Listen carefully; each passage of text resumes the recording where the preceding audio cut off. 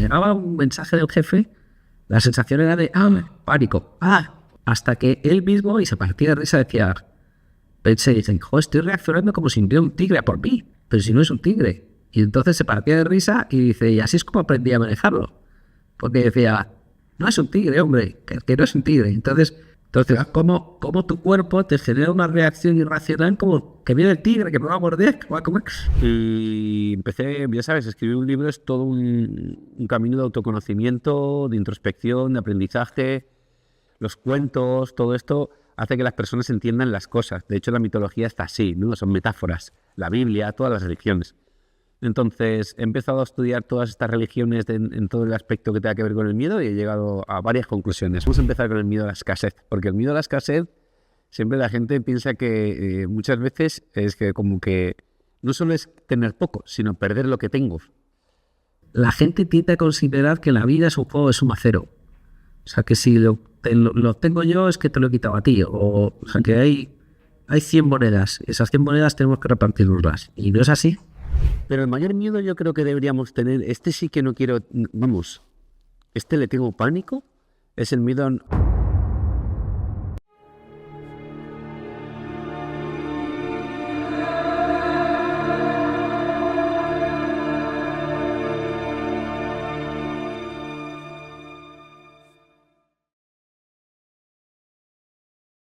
Muy buenas, queridos estoicos, ¿cómo os va la vida? Henos aquí, henos de Pravia. Llevamos ya bastantes días sin verlos porque nos hemos dado un pequeño menice de paz. Yo hoy veréis que estoy en un sitio un poco raro, estoy en un business center de un hotel en Argentina, en Córdoba, porque mi mujer es cordobesa, así que nos hemos venido aquí a pasar unos días y estaba yo en una cafetería y había mucho ruido y entonces les he pedido que por favor me dejen este business center y aquí estoy.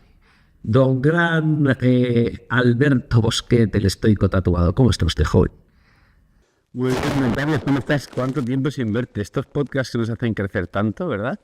Como ya sabes que entre mentorías y coaches, pero tú y yo en el día a día también, todo lo que nos conversamos es puro crecimiento. Hablar contigo es puro crecimiento. Lo mismo digo, compañero. Siempre, la verdad es que todos los días nos chateamos, todos los días hablamos, todos los días nos mandamos cosas relacionados con diarios estoicos o relacionados con la vida en general, ¿no? Y tú además siempre me mandas 200.000 podcasts que nunca tengo tiempo de ver, pero me encanta que mis mandes, porque algún día tendré tiempo de vérmelos y te lo agradezco mucho, además, que siempre estás pendiente y me mandas cosas, lo cual está genial, tío. Hoy la luz que tendré probablemente no sea la mejor del mundo, pero bueno, es lo que hay. Lo importante son los mensajes, no ver mi hermoso rostro, que también, pero no es más lleva así.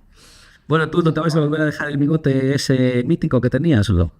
Que me lo ves un poco más largo, ¿verdad? Va creciendo después del rap que te pegaste, pero a mí me gustaban esos que tenías así de auténtico domador.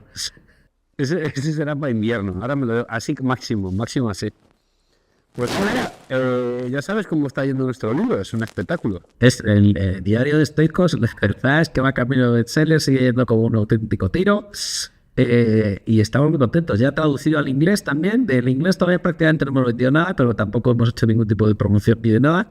Así que habrá que verlo, pero eso pinta maneras. Habrá de poner esto un poco más recto, que está un pelín torcido. Sí, sobre todo como la gente, ¿no? Habla de cada día esa parte que hablábamos cuando ya le íbamos a escribir de mi café.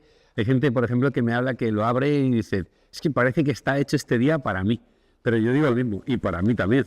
Es que, efectivamente, yo que me lo sigo leyendo todos los días. Mira, a mí me ha hecho muchísima ilusión porque me ha mandado un pantallazo de la frase de hoy una persona que es director de recursos humanos en un banco en Panamá, ¿vale? Que se está leyendo el libro y que voy a tener una reunión con él dentro de, no sé si es hoy o mañana, no sé qué es. Bueno, porque le atraen todas estas cosas que estamos haciendo y la verdad es que muy, muy, muy satisfechos.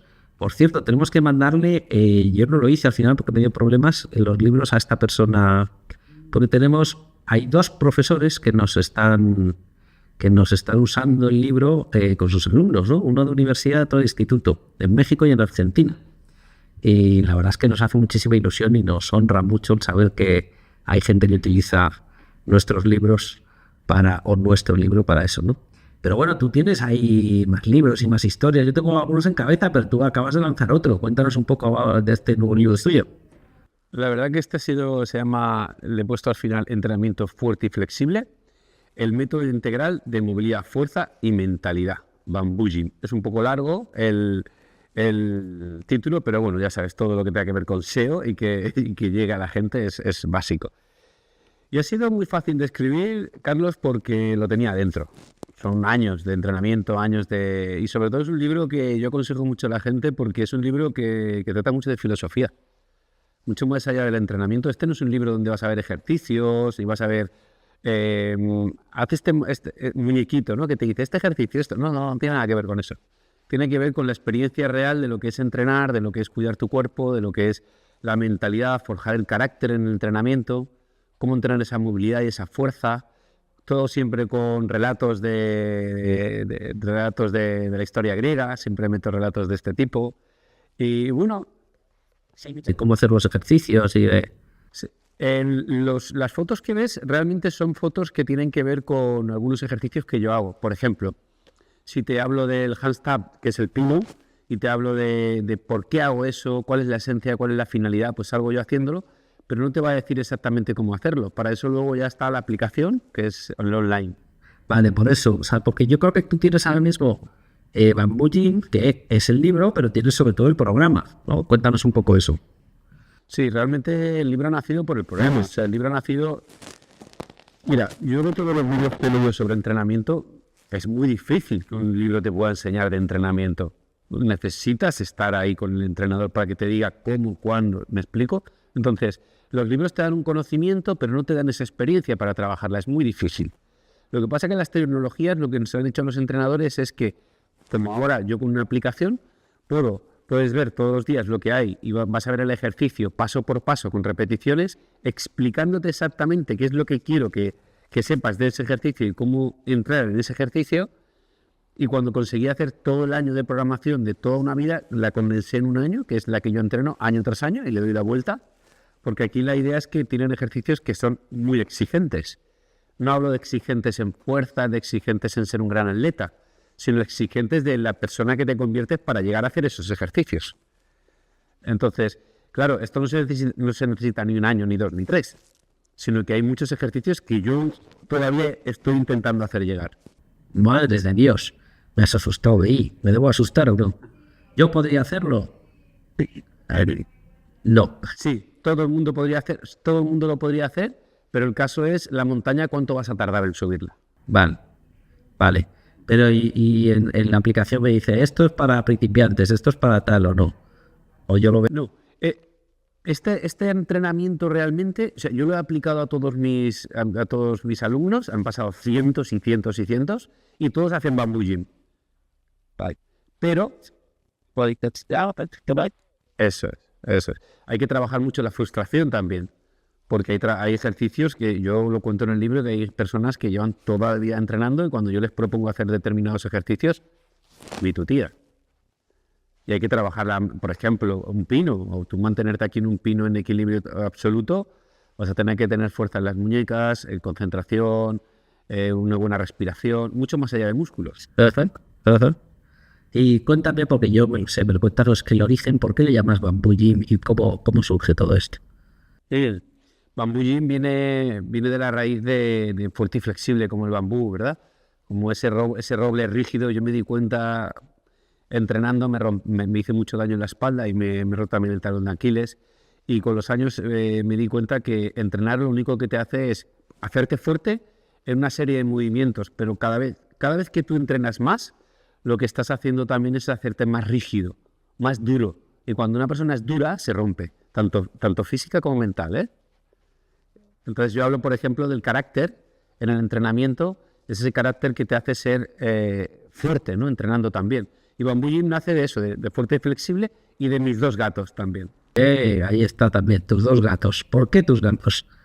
Sí, porque Bambú es un gato que tengo que es un bengalí, que es un gato medio salvaje, y bueno, le puse Bambú por esa agilidad, esa fuerza, ¿no? Es complicado que veáis un gato viejo. Es muy difícil, ¿eh?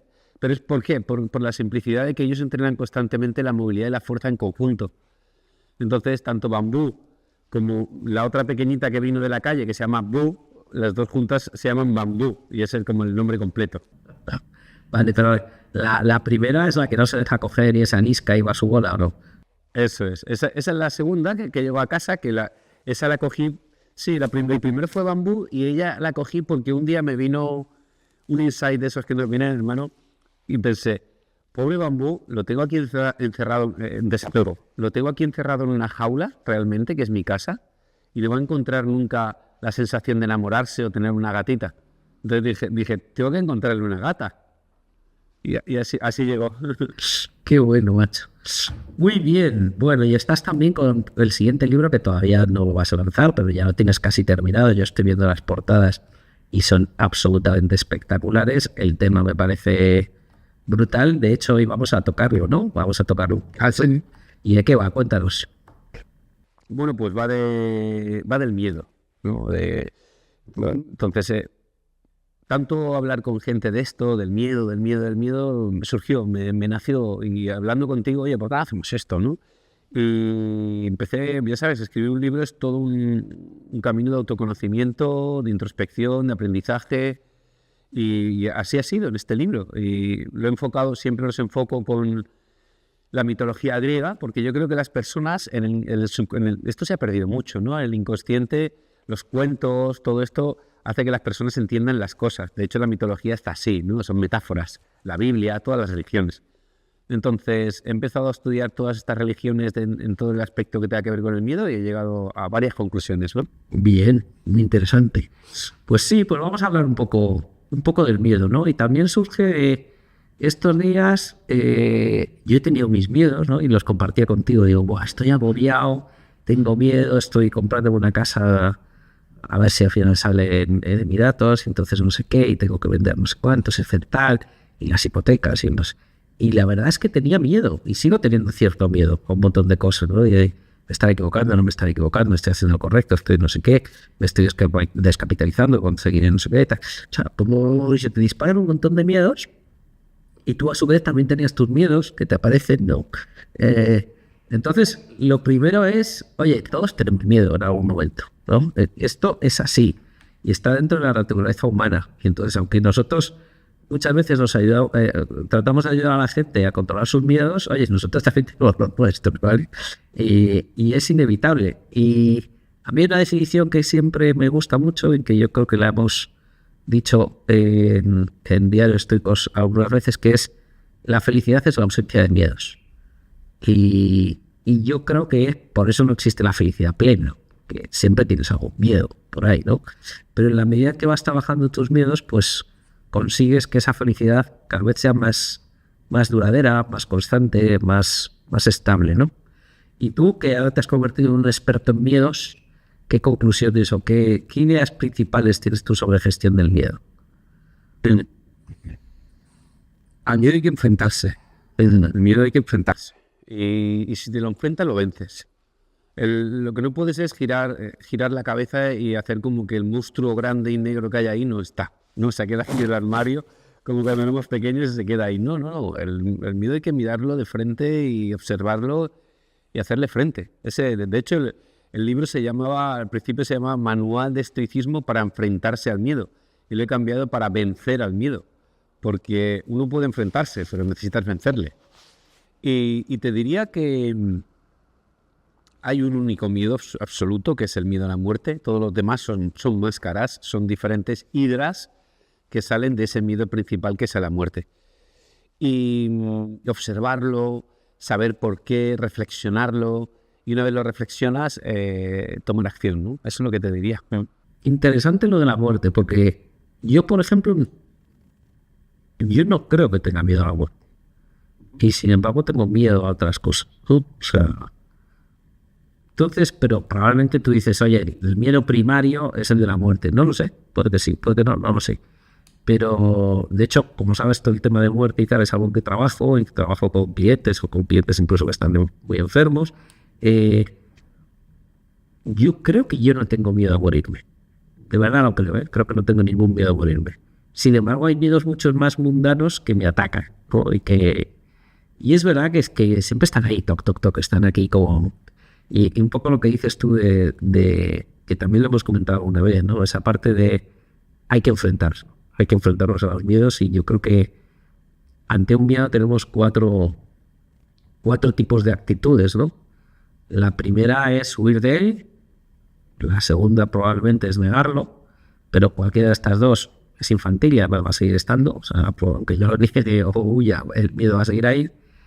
La tercera yo creo que es realmente aceptarlo, y yo creo que la cuarta, que es el tope de gama estoico, es llegar a amarlo, ¿no? Que es amor fati, que es como llego yo incluso a amar esta situación o este miedo. Y efectivamente al miedo lo que le siente fatal es que le metas luz. O sea, que lo saques del armario, ¿no? Y dices, ven para acá. Cuando le metes racionalidad, luz y tal, pues da mucho menos miedo, ¿no? Las cosas como son, ¿no? De hecho, cuando me pongo a mirar la definición de miedo, según la Real Academia Española de la Lengua, veo que es angustia por un riesgo o daño real o imaginario, ¿no? Entonces, primero la palabra angustia. O sea, es algo que te angustia, que te sube las palpitaciones, te genera desasosiego, te genera insomnio. A mí, como sabes, estos días ha habido días que tuve una a las 3 de la mañana agobiado con, ostras, que tengo que hacer no sé qué, pum, yo no había contado con que me venía a hacer, o sea, se me había pasado por completo que me venía a Argentina, entonces tenía que hacer una serie de transacciones y de firmas y de no sé qué, y digo, ostras, pero ¿cómo lo voy a hacer si estoy fuera? Y luego daño real o imaginario, y ahí es donde está, yo creo, la magia de todo esto del miedo, ¿no? El miedo en un porcentaje altísimo no es real. O sea, es ese monstruo del armario que cuando hay luz no hay monstruo, pero lo tienes ahí, ¿no? Entonces esa parte de meterle luz y que en el fondo es coraje, es ven para acá, vamos a hablar tú y yo. Y cogerlo así y venga, desde ahí podemos trabajarlo, ¿no? No sé, aquí hay otra definición que pone recelo o aprensión que alguien tiene de que le suceda algo contrario a lo que desea. Y eso me conecta mucho con una cosa que tú trajiste también a Diario de Estoicos en su momento, después de aquel retiro, que es el tema de las preferencias. Entonces, una cosa es lo que yo deseo y otra cosa es lo que es, ¿no? Y dale con que siempre, no, es que yo querría, que ya sí me parece muy bien que tú quieras que el sol no salga, pero que el sol sale todos los días, tío. No, es que a mí me gustaría, ya, pues muy bien, tío, pero a ver si aceptamos una puñetera vez las cosas como son y la realidad como es, sin grandes dramas, y por lo tanto dejar de sufrir por cosas que no están fuera de nuestro control, ¿no? Volvemos al estoicismo. Cuéntanos más cosas sobre todo. Bueno, me gusta, sí, totalmente lo que has dicho. Me gusta también la parte de amor fati, el final. Pues el miedo, efectivamente, como tú bien dices, lo has dicho muy bien. Y cuando hablo del miedo a la muerte, es cuando empezamos a tirar del hilo, ¿no? Por ejemplo, cuando una persona dice, tengo miedo a la escasez, ¿no? Y dices, bueno, yo no tengo miedo a la muerte, es a la escasez. Bueno, empieza a tirar del hilo, porque ¿qué te lleva a la escasez? A quedarte sin nada. Y si te quedas sin nada, ¿qué pasa? Pues que te quedas bajo un puente. Si me quedo bajo un puente, ¿qué pasa? Que nadie me quiere. Si nadie me quiere, ¿qué pasa? Que me muero. Vamos a por otro. Miedo a, yo qué sé, miedo a quedarme sin dinero, que es la escasez, que es lo mismo. Pero al final te vas a morir. Miedo a que mi mujer me deje. No tengo miedo a la muerte. Bueno, si me deja, tal vez nadie me quiera. Y si no me quiere nadie, me voy bajo un puente. Y entonces tú empiezas a tirar todos los miedos que existen en la historia y todos te llevan a la muerte. Vale, eso. Buen punto. Buen punto. Dices que la esencia final es ese miedo a morir. Y ahí has mencionado también algo de nadie me quiere, ¿no? Como el último trigger que te dispara ya a que entonces acabas bajo el puente y entonces tienes que morirte. Y es la necesidad de amor, que yo creo que es el miedo a no ser amado. Yo creo que es de las cosas más potentes que hay, ¿vale? O sea, y tener en cuenta que los dos grandes drivers de motivación para hacer algo son los sueños y los miedos, pero por desgracia, te digo por desgracia porque me encantaría que fuera al revés, el que te moviliza más es el miedo. Está clarísimo. O sea, solo cuando te ves ya que dices, oye, me pego un infarto, ahí es cuando ya te pones a régimen. Solo cuando tú te lesionas la espalda y dices, no puedo moverme, es cuando crea bambollín. O sea, solo cuando tienes un miedo real que dices, me voy a quedar así, es cuando te ponen las pilas de verdad, ¿vale? Entonces, esa parte de, oye, el miedo tiene esa parte buena también que te moviliza de una manera muy evidente. O sea, y cuanto más doloroso sea, más te moviliza.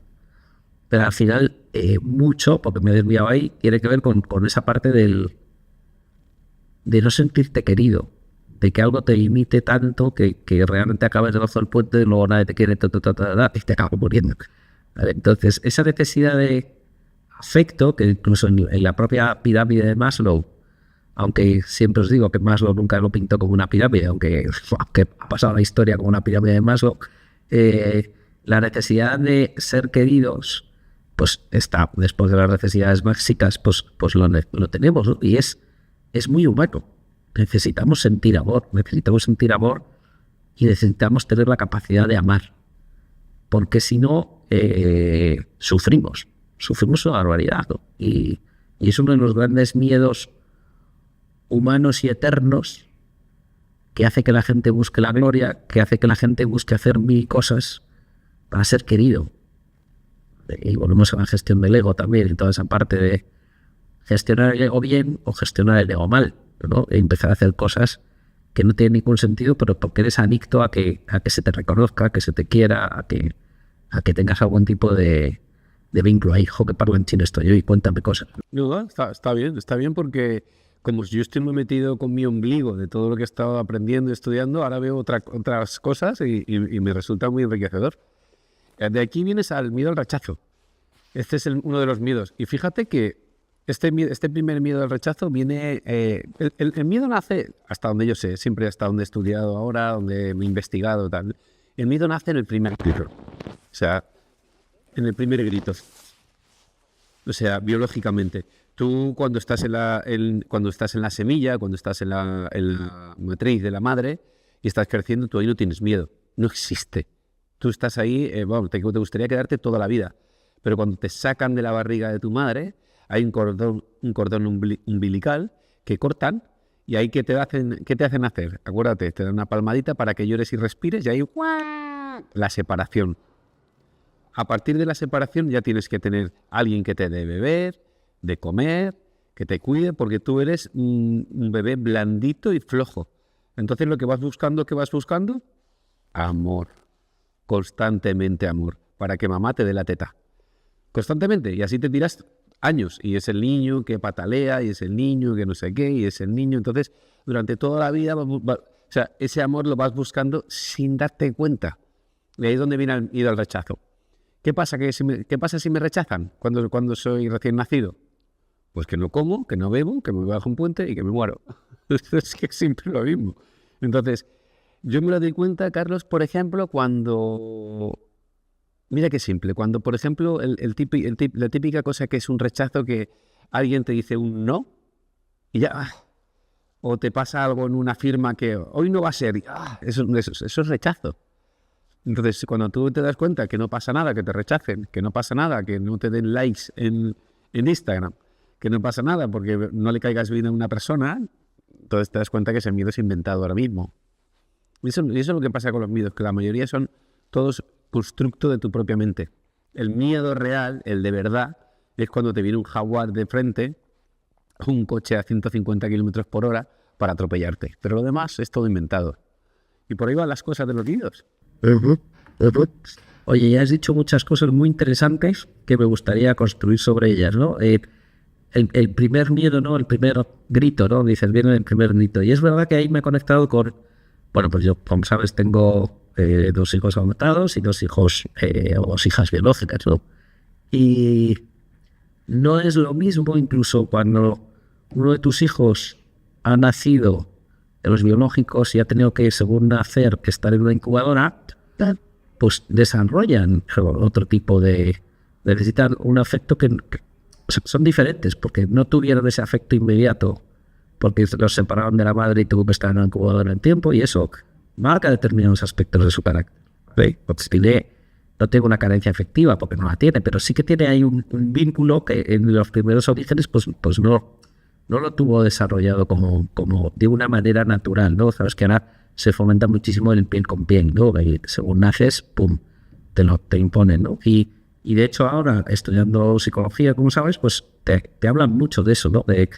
Desde la gestación no es lo mismo y ya afecta al feto y al bebé un embarazo deseado con un embarazo no deseado, un embarazo donde la madre tiene mucho miedo a un embarazo donde la madre no tiene miedo, un embarazo donde la madre considera que ese bebé es un marrón a una madre que está deseando ese bebé. Todo eso se transmite al bebé. Todo eso se transmite. Sí, una noche.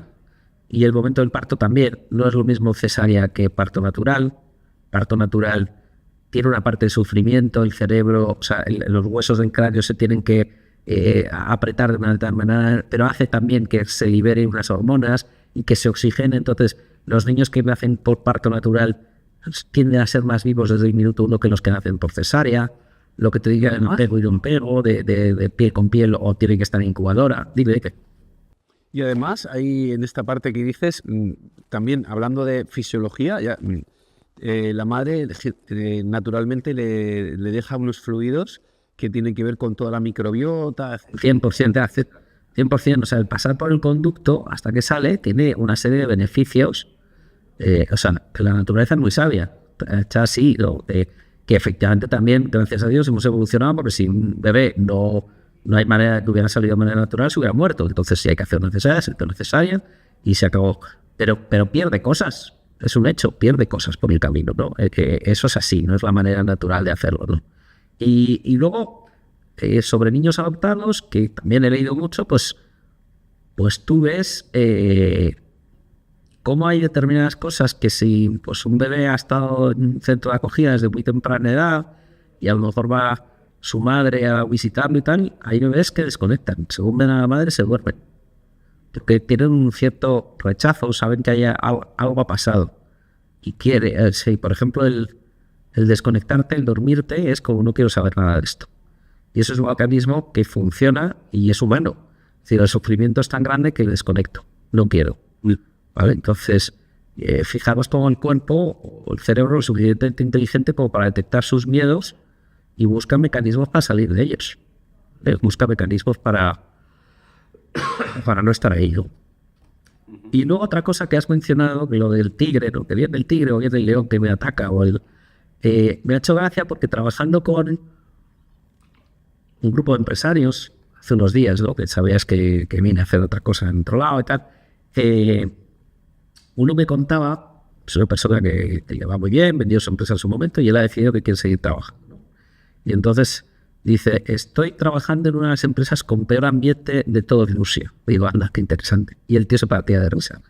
Decía, pero yo he conseguido, tengo como una unidad aparte y yo trabajo de una determinada manera y tal. Y lo que me decía, dice, cuando llegaba un mensaje del jefe, la sensación era de, pánico, que debía ser un pájaro de cuidado, ¿no? Y dice, hasta que él mismo, y se partía de risa, decía, pensé, dice, joder, estoy reaccionando como si hubiera un tigre a por mí.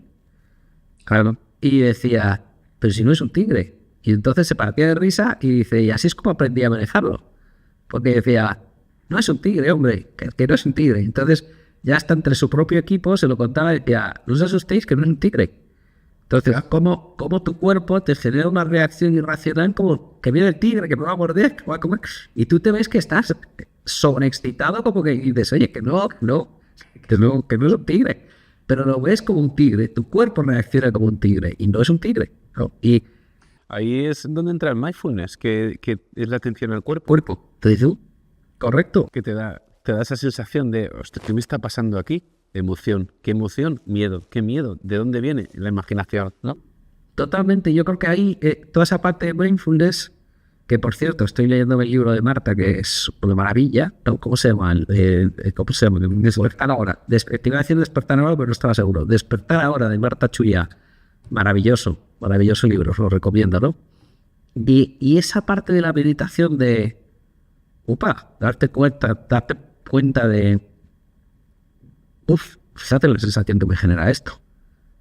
Este pensamiento recurrente ha venido 12 veces en los últimos 3 minutos. Pues aquí hay algo, ¿no? Y no es neutralizarlo, es, oye, entenderlo, que está ahí y ver qué sensaciones me genera y ver que, bueno, ya está. No se trata, y eso también es muy estoico, ¿no? Que la gente muchas veces lo confunde, ¿no? El estoicismo es matar los sentimientos y ser duro como el hielo, ¿no? Todo lo contrario.